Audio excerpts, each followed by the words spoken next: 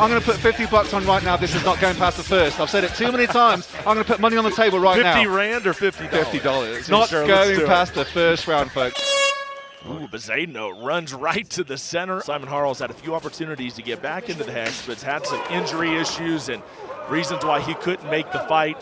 And we could see that he does like to soften up the strikes with the kicks. He does like to target the legs. So nice smile from Simon Harle. He's got a bit more careful. Nice uppercut. Nice to see Simon Harle coming forward and giving Bezuidenout his own medicine. This is one of those fighters who said, okay, he challenged his opponent. So I'm going to plant my feet in the middle of the hexagon. I want you to come forward. And by all means, come test my chin, but watch out what's coming the other way. Gotta love the rush there by Simon Harle. Bringing the heat early on here. EFC 82. Talented fighter. He prides himself on being a K1 specialist. He likes to use his striking ability. Right now, he's just kind of waiting for his opening against Simon Harle. Yeah, it was interesting. Ooh. That was very close to the family jewels, but Bezuidenout surprised everyone on his debut. It was a fight against Mutunga Chikaso. It was a good left. Down the middle. Beautiful jab, very stiff. One of those fights when you get guys this size, everybody's intrigued to see what's going to happen because they have power in their fists. They put so much weight behind every shot, and inevitably you generally see a knockout. That's a nasty leg kick. Now we talked about this, and we talked about the difference maker here being the ground game, and Simon Harle hasn't even attempted to go to the ground. It appears that he wants to stand and trade here with Bezuidenout. Either that or he's kind of waiting for his opportunity. But if it goes to the ground, from what we understand, I mean, jiu-jitsu-wise, Simon Harle's going to have the advantage here. Simon's got very good top control. He's shown in his amateur career how good he is on the ground. I mean, he's deceptively fast in his transitions, actually. When he's working with Ferdy Bassan at Junkyard MMA, you're going to expect that he knows his stuff on the mat. But I think at the moment, he's very happy to keep it standing. It's a very cagey affair, but like you said, Cyrus, it's like they're both counter punches, and you've got to be careful what's coming the other way. And Harle does look for that right uppercut. That's the second or third time he's been looking for that. Testing out the inside of the leg, going to the body. And if you really take a look at who's landed the more significant shots, it may be Bezuidenout.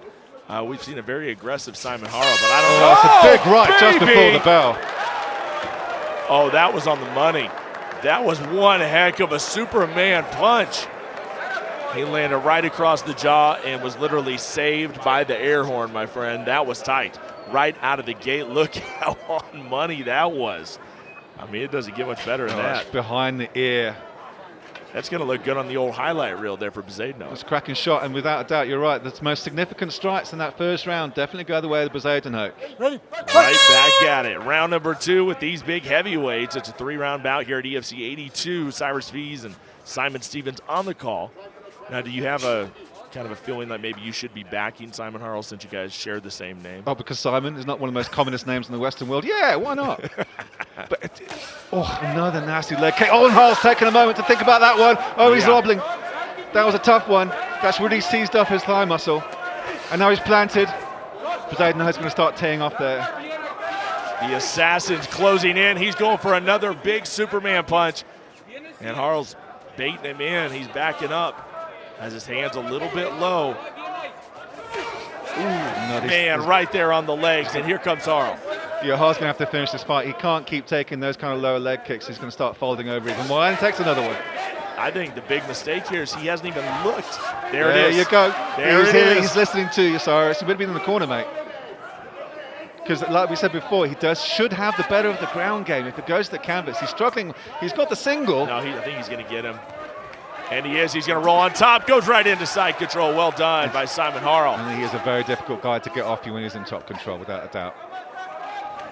We saw it as amateurs. He is very, very good when he's in this position. And he's very difficult to get out from under, but obviously natural reasons. And Bezuidenout just hasn't really shown us that he has a lot of ground defense skills. That being said, we've only seen a sample size of Jean Bezuidenout. We'll see if he's improved his jiu-jitsu and his ground game.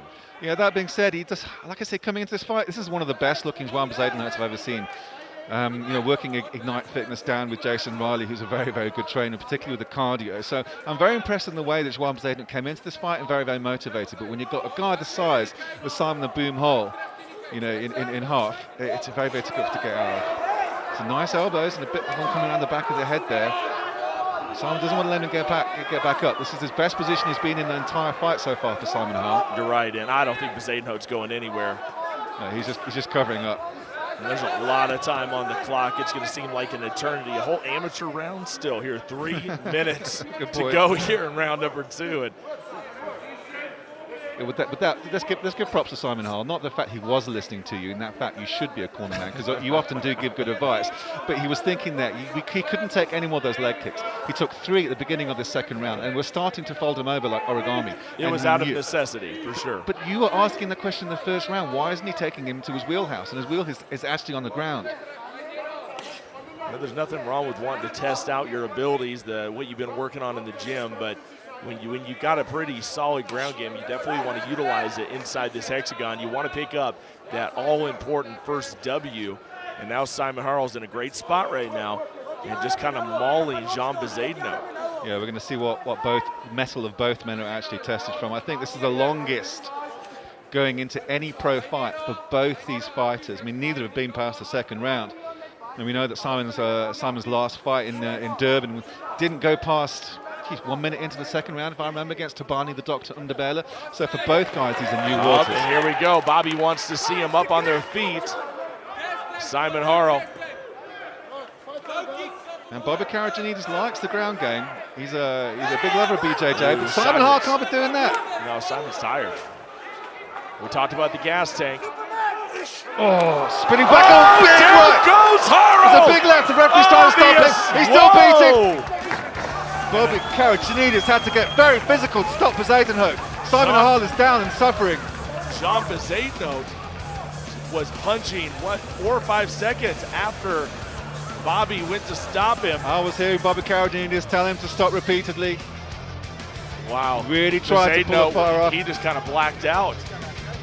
Simon Harle got absolutely demolished there with that combination, and really, he probably took 4 or 5 shots that he didn't need to take because the fight was stopped. Completely unnecessary. I think Juan was saying sorry there. He's saying sorry to the referee. He's saying sorry to Simon. I think he genuinely did not mean to do that. I don't think it's bad blood. I don't think it's anything in that aspect. But you have to have the wherewithal to know where your opponent is. Simon Harle didn't see it coming whatsoever. He's just planted his feet. His hands are down. He's got no guard whatsoever, and down he goes. But here where's Bobby Karajanidis tries to stop it.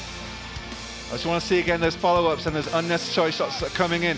Karajanidis bend very, very quickly, tries to stop it away. He's telling Juan Bezuidenout repeatedly to try and stop, and really has to pull him off. Now, that is a referee that works out on the weight machine day in, day out. Bobby Karajanidis, take a bow, my friend. One of the best referees in African MMA, doing whatever he can, and that is a big heavyweight to pull off.